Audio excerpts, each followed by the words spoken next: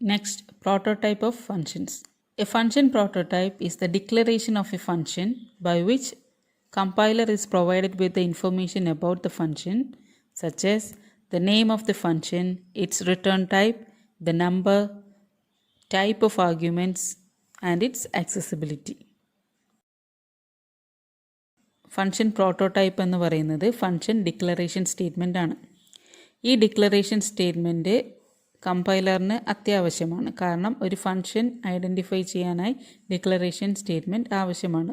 നമ്മൾ വേരിയബിൾസ് ഉപയോഗിക്കുന്നതിന് മുന്നേ അത് ഡിക്ലെയർ ചെയ്തല്ലോ.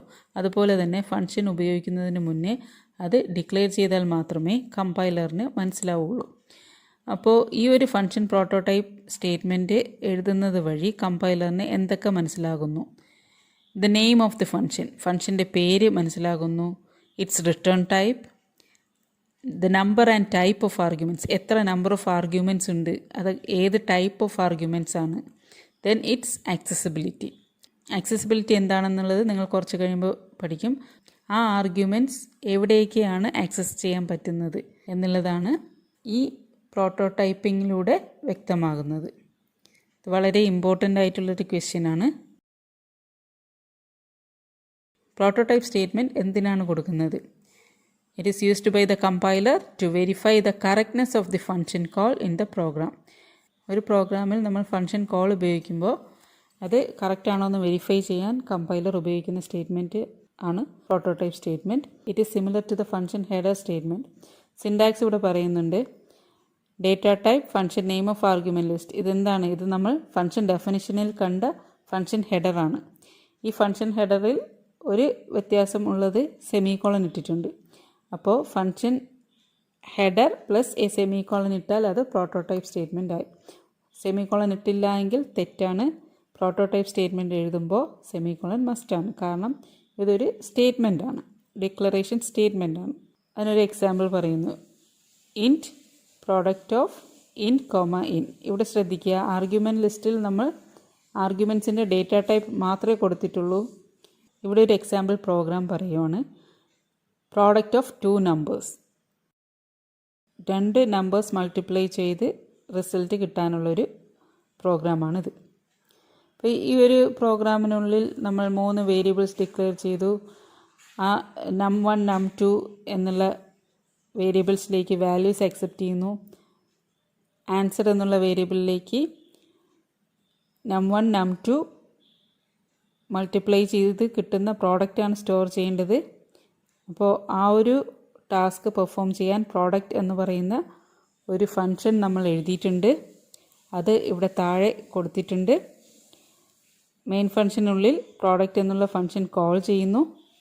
ഈ ഒരു ഫംഗ്ഷൻ വാല്യൂ റിട്ടേൺ ചെയ്യുന്നത് കൊണ്ട് ANS എന്നുള്ള വേരിയബിളിലേക്ക് അത് സ്റ്റോർ ചെയ്യുകയും cout എന്ന സ്റ്റേറ്റ്മെൻറ്റിലൂടെ മെയിൻ ഫംഗ്ഷനുള്ളിൽ അത് ഡിസ്പ്ലേ ചെയ്ത് കാണിക്കുകയും ചെയ്യുന്നു. നമ്മുടെ ഈ സബ് ഫംഗ്ഷൻ നോക്കാം. പ്രോഡക്റ്റ് എന്നുള്ള സബ് ഫംഗ്ഷൻ നോക്കാം. ഇവിടെ 2 ആർഗ്യുമെൻറ്റ്സ് പറയുന്നുണ്ട്. ആ ആർഗ്യുമെൻറ്റ്സിന് ആവശ്യമുള്ള വാല്യൂസ് num1 num2 മെയിൻ ഫംഗ്ഷനിൽ നിന്ന് പാസ് ചെയ്തിട്ടുണ്ട്. p എന്ന് പറയുന്ന ഒരു ഇൻറ്റിജർ വേരിയബിൾ ഡിക്ലെയർ ചെയ്തു. p = a × b. റിസൾട്ട് പിയിലേക്ക് സ്റ്റോർ ചെയ്തിട്ട് അത് റിട്ടേൺ ചെയ്യുന്നു. അതിവിടെ മെയിൻ ഫംഗ്ഷനിൽ അക്സെപ്റ്റ് ചെയ്യുന്നു, ഡിസ്പ്ലേ ചെയ്യുന്നു. ഇതാണ് ഈ ഒരു പ്രോഗ്രാം. അപ്പോൾ ഇവിടെ റൺ ചെയ്യുമ്പോൾ ഒരു എറർ വരും. Product was not declared in this scope എന്നാണ് നമ്മുടെ എറർ. കാരണം ഈ പ്രോഡക്റ്റ് എന്ന് പറയുന്ന ഫംഗ്ഷൻ ഐഡൻറ്റിഫൈ ചെയ്യാൻ പറ്റുന്നില്ല. അത് ഈ സ്കോപ്പിനുള്ളിൽ വരുന്നില്ല. ആക്സസിബിലിറ്റി എന്ന് പറയുന്നതാണ് സ്കോപ്പ് കേട്ടോ. അപ്പോൾ ഈ ഒരു സ്കോപ്പിനുള്ളിൽ നമുക്ക് പ്രോഡക്റ്റ് എന്ന് പറയുന്ന ഫംഗ്ഷൻ വരുന്നില്ല. കമ്പൈലറിന് മനസ്സിലാകുന്നില്ല. കാരണം എന്താണ്? ഇവിടെ പ്രോട്ടോടൈപ്പ് സ്റ്റേറ്റ്മെൻറ്റ് ഉപയോഗിച്ചിട്ടില്ല, അല്ലെങ്കിൽ ഫംഗ്ഷൻ ഡിക്ലറേഷൻ സ്റ്റേറ്റ്മെൻറ്റ് ഉപയോഗിച്ചിട്ടില്ല. മെയിൻ ഫംഗ്ഷൻ എക്സിക്യൂട്ട് ചെയ്തപ്പോൾ അവിടെ വന്ന ഒരു ഫംഗ്ഷൻ നെയിമാണ് പ്രോഡക്റ്റ്. ഈ പ്രോഡക്റ്റ് എന്താണെന്നുള്ളത് നേരത്തെ പറഞ്ഞു കൊടുത്തതിന് ശേഷം ഇവിടെ പ്രോഡക്റ്റ് കോൾ ചെയ്തിരുന്നെങ്കിൽ കമ്പൈലറിന് കൺഫ്യൂഷൻ വരില്ലായിരുന്നു. ഇപ്പോൾ ഈ ഒരു സ്റ്റേറ്റ്മെൻറ്റ് എത്തിക്കഴിഞ്ഞപ്പോഴാണ് ഇങ്ങനെ ഒരു എറർ കമ്പൈലർ പറഞ്ഞത്. Product was not declared in this scope. കാരണം പ്രോഡക്റ്റിൻ്റെ എക്സ്പ്ലനേഷൻ അല്ലെങ്കിൽ ഡെഫിനിഷൻ താഴെയാണ് കിടക്കുന്നത്. അതുവരെ കമ്പൈലറിന് അറിയില്ല പ്രോഡക്റ്റ് എന്ന് പറയുന്ന ഒരു ഫംഗ്ഷൻ നെയിം അല്ലെങ്കിൽ പ്രോഡക്റ്റ് എന്ന് പറയുന്ന ഒരു ഫംഗ്ഷൻ ഇവിടെ ഉപയോഗിക്കുന്നുണ്ടെന്ന് കമ്പൈലറിന് ഒരു അറിയിപ്പും കൊടുത്തിട്ടില്ലായിരുന്നു. അതുകൊണ്ടാണ് ഈ ഒരു എറർ ഇവിടെ കാണിച്ചത്. ഇങ്ങനെയുള്ള എറേഴ്സ് ഓവർകം ചെയ്യാനാണ് നമ്മൾ ഫംഗ്ഷൻ പ്രോട്ടോടൈപ്പിംഗ് സ്റ്റേറ്റ്മെൻറ്റ്സ് ഉപയോഗിക്കുന്നത്. ഇവിടെ പ്രോഡക്റ്റ് ഓഫ് 2 നമ്പേഴ്സ് എന്നുള്ള പ്രോഗ്രാം ശരിക്കും റൺ ചെയ്യണമെങ്കിൽ നമുക്ക് ഈ 2 രീതിയിൽ പ്രോഗ്രാം എഴുതാമെന്നുള്ളതാണ്. നേരത്തെ നമ്മൾ എഴുതിയിരുന്ന കോഡ് ഇതാണ്. ഇവിടെ നമ്മൾ നേരത്തെ എഴുതാത്ത ഒരു സ്റ്റേറ്റ്മെൻറ്റ് എഴുതി ചേർത്തു. ഇൻറ്റ് പ്രോഡക്റ്റ് ഓഫ് ഇൻറ്റ് സെമിക്കോളൻ. ഇതെന്താണ്? This is prototype statement. ഈ പ്രോട്ടോടൈപ്പ് സ്റ്റേറ്റ്മെൻറ്റിലൂടെ കമ്പൈലറിന് കിട്ടുന്ന കുറേ കാര്യങ്ങളുണ്ട്. Data type of the function name, എത്ര നമ്പർ ഓഫ് ആർഗ്യുമെൻറ്റ്സ് ഉണ്ട്, ആർഗ്യുമെൻറ്റ്സിൻ്റെ ടൈപ്സ് എന്താണ് എന്നുള്ള വിവരങ്ങൾ ഇതുവഴി കമ്പൈലറിന് കിട്ടുന്നു. അതിനുശേഷം ANS equal to product of num1 num2 എന്ന് കണ്ടു കഴിഞ്ഞാൽ കമ്പൈലറിന് മനസ്സിലാകുന്നുണ്ട് പ്രോഡക്റ്റ് നേരത്തെ ഡിക്ലെയർ ചെയ്ത പ്രോഡക്റ്റാണ് ഇവിടെ സൂചിപ്പിച്ചിട്ടുള്ളതെന്ന്. അപ്പോൾ ഇവിടെ എറർ സ്റ്റേറ്റ്മെൻറ്റ് വരത്തില്ല. ഓക്കെ. ഇനി ഇതല്ലാതെ ഇവിടെ ഇപ്പോൾ നമ്മൾ പ്രോട്ടോടൈപ്പിംഗ് ഇവിടെ ചെയ്തു. അല്ലാതെ നമുക്ക് ഈ പ്രോഗ്രാം മറ്റൊരു രീതിയിൽ ചെയ്യാം. അതായത് ഫംഗ്ഷൻ ഡെഫിനിഷൻ, ഈ പ്രോഡക്റ്റ് എന്ന് പറയുന്ന ഫംഗ്ഷൻ ഡിഫൈൻ ചെയ്തിരിക്കുന്നത് മെയിൻ ഫംഗ്ഷന് മുകളിലായിട്ട്. അപ്പോൾ ഇതിൽ നിന്ന് എന്ത് മനസ്സിലാവും? ഈ പ്രോഗ്രാമിനുള്ളിൽ എന്തൊക്കെ ഫംഗ്ഷൻസ് ഉപയോഗിക്കുന്നുണ്ട് എന്നുള്ളത് മെയിൻ ഫംഗ്ഷൻ എഴുതുന്നതിന് മുന്നേ കമ്പൈലറിനെ അറിയിക്കണം. അല്ലെങ്കിൽ മെയിൻ ഫംഗ്ഷൻ തുടങ്ങുന്നതിന് മുന്നേ തന്നെ കമ്പൈലറിനെ അറിയണം. അതിനു വേണ്ടി നമ്മൾ ഡെഫിനിഷൻ അബോവ് മെയിൻ ഫംഗ്ഷൻ്റെ മുകളിലായി ഫംഗ്ഷൻ ഡെഫിനിഷൻ കൊടുക്കുക. അല്ല എങ്കിൽ ഫംഗ്ഷൻ്റെ ഡിക്ലറേഷൻ സ്റ്റേറ്റ്മെൻറ്റായ ഫംഗ്ഷൻ പ്രോട്ടോടൈപ്പ് മുകളിൽ കൊടുക്കുക. അതിനുശേഷം മെയിൻ ഫംഗ്ഷൻ കൊടുക്കുക. ദെൻ ഫംഗ്ഷൻ ഡെഫിനിഷൻ കൊടുക്കുക. അപ്പോൾ ഈ 2 രീതിയിൽ ചെയ്യാം. Next topic, types of arguments. What are arguments? Arguments or parameters are the means to pass values from the calling function to the call function.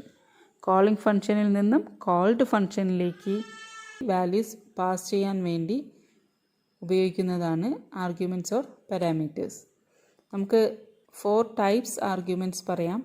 Formal arguments, actual arguments or original arguments, dummy arguments and default arguments. നമുക്ക് ആദ്യം formal ആർഗ്യുമെൻറ്റ്സും actual ആർഗ്യുമെൻറ്റ്സും എന്താണെന്ന് നോക്കാം. ഇത് വളരെ important ആണ്. പരീക്ഷയ്ക്ക് ആവർത്തിച്ച് ചോദിച്ചിട്ടുള്ള ഒരു ചോദ്യമാണിത്. The variables used in the function definition as arguments are known as formal arguments. Function ഡെഫിനിഷനുള്ളിൽ ഉപയോഗിക്കുന്ന വേരിയബിൾസിനെയാണ് ഫോർമൽ ആർഗ്യുമെൻറ്റ്സ് എന്ന് പറയുക. The constants, variables or expressions used in the function call are known as actual arguments or original arguments. Function call ചെയ്യുമ്പോൾ ഉപയോഗിക്കുന്ന കോൺസ്റ്റൻസോ വേരിയബിൾസോ എക്സ്പ്രഷൻസോ അതിന് പറയുന്ന പേരാണ് ആക്ച്വൽ ആർഗ്യുമെൻറ്റ്സ്. ഫംഗ്ഷൻ ഡെഫിനിഷനകത്ത് ഉപയോഗിക്കുന്ന വേരിയബിൾസിന് പറയുന്ന പേരാണ് ഫോർമൽ ആർഗ്യുമെൻറ്റ്സ്. ഫംഗ്ഷൻ കോൾ ചെയ്യുന്നത് എവിടെ നിന്നാണ്? മെയിൻ ഫംഗ്ഷനുള്ളിൽ നിന്ന്. അപ്പോൾ മെയിൻ ഫംഗ്ഷനുള്ളിൽ ഫംഗ്ഷൻ കോൾ ചെയ്യാൻ ഉപയോഗിക്കുന്ന കോൺസ്റ്റൻസോ വേരിയബിൾസോ എക്സ്പ്രഷനോ ആക്ച്വൽ ആർഗ്യുമെൻറ്റ്സ് ആണ്. അതിന് നല്ലൊരു എക്സാമ്പിൾ ഇവിടെ പറഞ്ഞിട്ടുണ്ട്. ഇൻറ്റ് മെയിൻ നേരത്തെ നമ്മൾ കണ്ട ഫംഗ്ഷൻ തന്നെയാണ് ഇവിടെ എഴുതിയിട്ടുള്ളത്. രൂപം മാറ്റിയിട്ടുണ്ടെന്നേ ഉള്ളൂ. ഇവിടെ sum s equal to sum of a comma b, sum of a comma b എന്ന് കോൾ ചെയ്യുന്നു. അപ്പോഴേക്കും control int sum of int x comma int വൈയിലേക്ക് വന്നു. ബാക്കി പ്രോസസ്സിങ് ചെയ്യുന്നു. ഇവിടെ ആക്ച്വൽ ആർഗ്യുമെൻറ്റ്സ് എന്ന് പറയുന്നത് മെയിൻ ഫംഗ്ഷന് ഉള്ളിൽ ഈ ഫംഗ്ഷൻ കോൾ ചെയ്യുന്ന ഈ ഒരു സ്റ്റേറ്റ്മെൻറ്റിനകത്ത് ഉപയോഗിക്കുന്ന ഈ വേരിയബിൾസിനെയാണ് ആക്ച്വൽ ആർഗ്യുമെൻറ്റ്സ് എന്ന് പറയുന്നത്. എയും ബിയുമാണ് ഇവിടെ ആക്ച്വൽ ആർഗ്യുമെൻറ്റ്സ്. അതുപോലെ ഫംഗ്ഷൻ ഡെഫിനിഷനകത്ത് എക്സ് വൈ എന്ന വേരിയബിൾസാണ് ഇവിടുത്തെ formal arguments. Next, dummy arguments. If variables are used in function prototype they are known as dummy arguments. നേരത്തെ നമ്മൾ ഫംഗ്ഷൻ പ്രോട്ടോടൈപ്പ് കണ്ടപ്പോൾ അവിടെ ഡേറ്റ ടൈപ്പ് മാത്രമേ പാസ് ചെയ്തിരുന്നുള്ളൂ. ഇവിടെ ഇപ്പോൾ വേരിയബിൾസ് കൂടെ ഞാൻ കൊടുത്തു. ഡമ്മി ആർഗ്യുമെൻറ്റ്സ് കാണിക്കാൻ വേണ്ടി കൊടുത്തതാണ്. അപ്പോൾ വാട്ട് ആർ ഡമ്മി ആർഗ്യുമെൻറ്റ്സ്? ഒരു ഫംഗ്ഷൻ പ്രോട്ടോടൈപ്പ് സ്റ്റേറ്റ്മെൻറ്റിനുള്ളിൽ വേരിയബിൾസ് കൊടുക്കുകയാണെങ്കിൽ That variables are known as dummy arguments. In this prototype, A and B are dummy arguments. Next is default argument. Arguments എന്നുള്ള ടോപ്പിക്ക് വളരെ important ആണ്.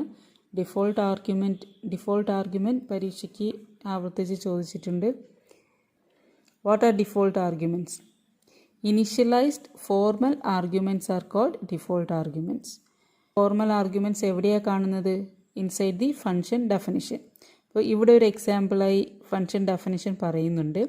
ഇൻറ്റ് time second, minute second values input ചെയ്തതിന് ശേഷം അതിനെ സെക്കൻഡ്സിലേക്ക് convert ചെയ്യുന്ന ഒരു ഫംഗ്ഷനാണിത്, ടൈം സെക്കൻഡ്. അപ്പോൾ ഇനിഷ്യലൈസ്ഡ് ഫോർമൽ പാരാമീറ്റേഴ്സ്, ഇവിടെ നമുക്കൊരു ഫംഗ്ഷൻ ഡെഫിനിഷൻ സ്റ്റേറ്റ്മെൻറ്റാണ് തന്നിട്ടുള്ളത്. ഫോർമൽ പാരാമീറ്റേഴ്സ് എച്ചും എമ്മും എസ്സുമാണ്. ഈ ഫോർമൽ പാരാമീറ്റേഴ്സിനെ ഇവിടെ ഇനിഷ്യലൈസ് ചെയ്തിട്ടുണ്ട്. M equal to 0, S equal to 0 എന്ന് ഇനിഷ്യലൈസ് ചെയ്തിട്ടുണ്ട്.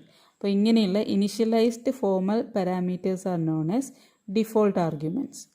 ഇവിടെ ഒരു സ്റ്റേറ്റ്മെൻറ്റ് തന്നിട്ടുണ്ട്. ഈ സ്റ്റേറ്റ്മെൻറ്റിലൂടെ ഈ മിനിറ്റ് സെക്കൻഡ്സ് ഇൻപുട്ട് ചെയ്യുന്നു, അത് സെക്കൻഡ്സിലേക്ക് convert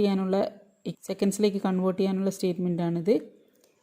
return second value return ചെയ്യുന്നുണ്ട്. എല്ലാ പാരാമീറ്റേഴ്സും ഇനിഷ്യലൈസ് ചെയ്തിട്ടില്ല, എമ്മും എസ്സും മാത്രമേ ഇനിഷ്യലൈസ് ചെയ്തിട്ടുള്ളൂ. എപ്പോഴും ശ്രദ്ധിക്കേണ്ട മറ്റൊരു കാര്യം, all the default arguments must be placed from the right to the left in the argument list. നമ്മൾ ഡിഫോൾട്ട് ആർഗ്യുമെൻറ്റ് ഇനിഷ്യലൈസ് ചെയ്യുമ്പോൾ റൈറ്റിൽ നിന്ന് ലെഫ്റ്റിലേക്ക് വേണം ഇനിഷ്യലൈസ് ചെയ്യാൻ. When a function is called, actual arguments are passed to the formal arguments from the left onwards. ഈ ഒരു function call ചെയ്യാനുള്ള 3 രീതിയാണ് ഇവിടെ താഴെ കാണിച്ചിട്ടുള്ളത്.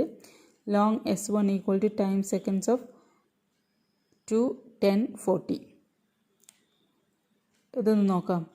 2, 10, 40. ഇപ്പോൾ 2 എന്ന് പറയുന്നത് എച്ചിലേക്ക് അസൈൻ ചെയ്യുന്നു, 10 എമ്മിലേക്കും 40 എസ്സിലേക്കും. ഈവൻ ദോ എമ്മും എസ്സും ഇനിഷ്യലൈസ്ഡ് ആണ് എങ്കിൽ പോലും നമ്മൾ ഒരു ഫംഗ്ഷൻ കോൾ ചെയ്യുമ്പോൾ അതിൽ ആർഗ്യുമെൻറ്റ്സ് പാസ് ചെയ്തിട്ടുണ്ട് എങ്കിൽ ആ ആർഗ്യുമെൻറ്റ്സ് ആയിരിക്കും നമ്മളിവിടെ റീപ്ലേസ് ചെയ്ത് ഉപയോഗിക്കുക.